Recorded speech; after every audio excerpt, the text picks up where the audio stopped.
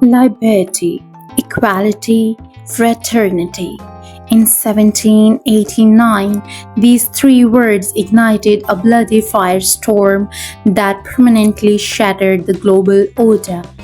The French Revolution wasn't just a political protest. It was a total, violent demolition of a thousand-year-old monarchy. But the greatest paradox of the history is this. A revolution launched to achieve total freedom gave rise to Europe's most absolute military dictator, Napoleon Bonaparte. How did a nation fighting to destroy a king end up needing to an emperor?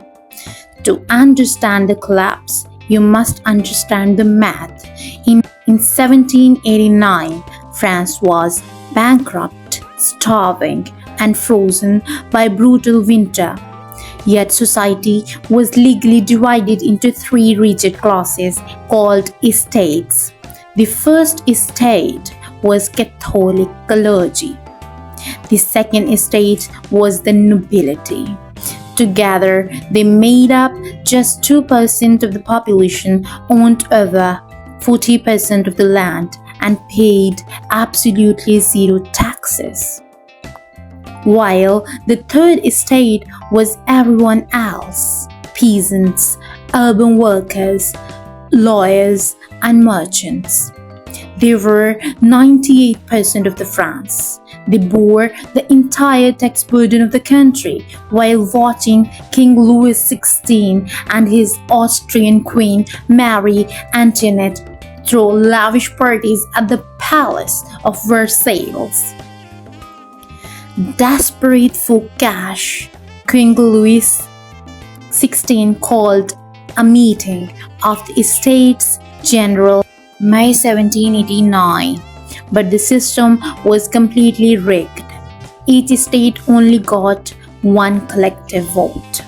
This meant the 2% elite could always outvote the 98% majority, 2-1. Fed up, the third estate walked out. They broke into an indoor tennis court, swore the famous tennis court oath, and declared themselves the true government, the National Assembly. The king panicked and mobilized troops around Paris, fearing a massacre. An angry mob targeted the Bastille on July 14, 1789. The Bastille was a medieval fortress and political prison, but most importantly, it held 28,000 pounds of gunpowder. The mob tore the fortress down brick by brick using their bare hands. July 14th became Bastille Day, marking the official birth of the revolution. For 2 years, the assembly tried to share power with the king, but in June 1791, Louis XVI committed treason against his own country. He disguised himself as a valet and tried to escape to Austria to raise a foreign army. He was caught just miles from the border at the Venice. His face was recognized from a royal coin. The people's trust was permanently dead. In January 1793, King Louis XVI was convicted of high treason and sentenced to death. The instrument of execution was a new invention, the guillotine. Napoleon returned from campaigning in Egypt.